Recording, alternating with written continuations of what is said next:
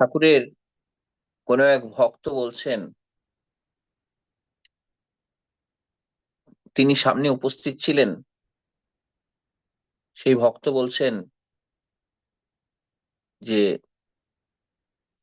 একজন পূর্ববঙ্গের আমিরাবাদের এক ভদ্রলোক আসলেন।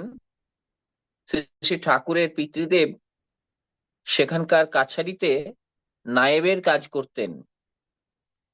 সেখানকার অনেকের কথা শ্রী শ্রী ঠাকুর সেই ভদ্রলোকটিকে জিজ্ঞাসা করতে লাগলেন, খুঁটিয়ে খুঁটিয়ে। একটা মানুষের সঙ্গে, অপরিচিত একজন মানুষের সঙ্গে আলাপ করতে গেলে, মানে তার সঙ্গে কি কি কিরকম ভাবে বিস্তারিত ভাবে তার কাছ থেকে সমস্ত কিছু জানতে হয়, আমরা দু একটা কথা বলেই হয়তো অনেক সময় অ্যাভয়েড করে যাই, বেশি কথা বলতে চাই না। ঠাকুর কিন্তু প্রতিটা জিনিস জানার অত্যন্ত কৌতূহলী ছিলেন। আমাদেরকে শিক্ষা দেওয়ার জন্যই এই ঘটনাটি বোধহয় ঘটেছিল তার জীবনের। এটাও একটি লীলা।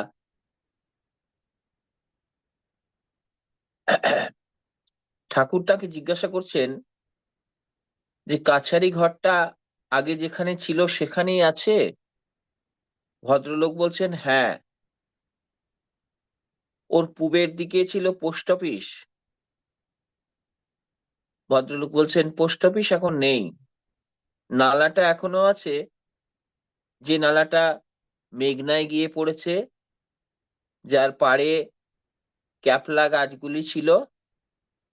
ভদ্রলোক বলছেন, ঠিক আছে, ক্যাপলা গাছগুলো নেই। ঠাকুর প্রশ্ন করলেন, ওখানকার অবস্থা কেমন? ভদ্রলোক, সংখ্যালঘুদের ওখানে থাকাই মুশকিল। ঠাকুর বলছেন, কি যে কাণ্ড হয়ে গেল! বাংলা সোনার জায়গা ছিল, এক সময় কোনো সাম্প্রদায়িক বিক্ষোভ ছিল না। আবার জিজ্ঞাসা করছেন তিনি ওনাকে, হাটটা এখনো আছে? ভদ্রলোক, হ্যাঁ। ঠাকুর বলছেন, কাছারিতে দক্ষিণ দিকের মাঠের কাছে একটা শেওড়া গাছ ছিল, তা কি আছে? হ্যাঁ আছে, তবে ডাল টাল অনেক কেটে ফেলেছে। গাছটা পুরনো গাছ। আপনার দেখছি সবই মনে আছে। তাহলে চিন্তা করুন, কোথায় কোন দিকে কেমন গাছ ছিল, কোথায় কাছারি ঘর ছিল, কোথায় নালা ছিল।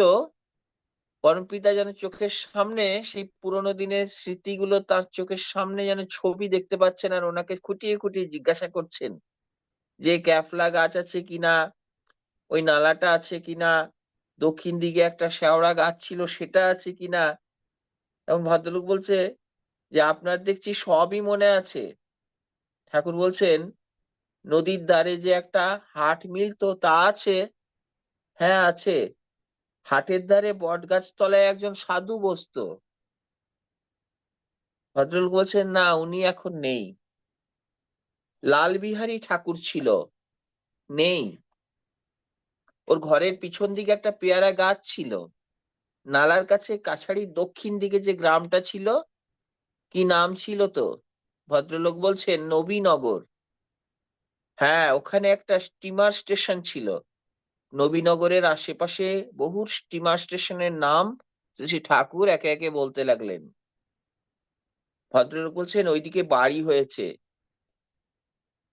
ঠাকুর বলছেন, ছোটবেলায় কল্পনা করতাম যদি ওদিকে বাড়ি হয়। ঠাকুর সেটা ভেবে নিতেন যে ওই জায়গাগুলোতে বাড়ি হলে ভালো হবে। তো ভদ্রলোক বলছেন, তাই হয়ে গেল। ভদ্রলোক বিদায় নেবার আগে সে ঠাকুরকে বললেন, ছোটকালকার পরিচিতি কাউকে দেখলে মনে হয় যেন আবার ছোট হয়ে গেছি, অর্থাৎ সেই ছোটকাল ফিরে পেয়েছি। তো পরমপিতারও সেই অবস্থায় হয়েছিল, তিনি ছোটকালে ফিরে গেছিলেন। আর এই কথোপকথন থেকে আমরা সেটাই বুঝতে পারি।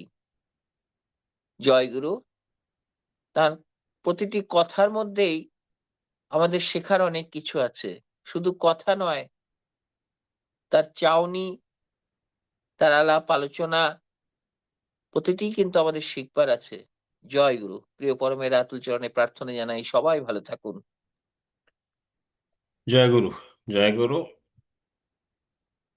ঠাকুরের পাবনা কেন্দ্রিক এই গল্প অত্যন্ত ভালো লাগছে। আমাদের এর মধ্যে থেকে অনেক কিছু শিক্ষার আছে। জয়গুরু সবাইকে।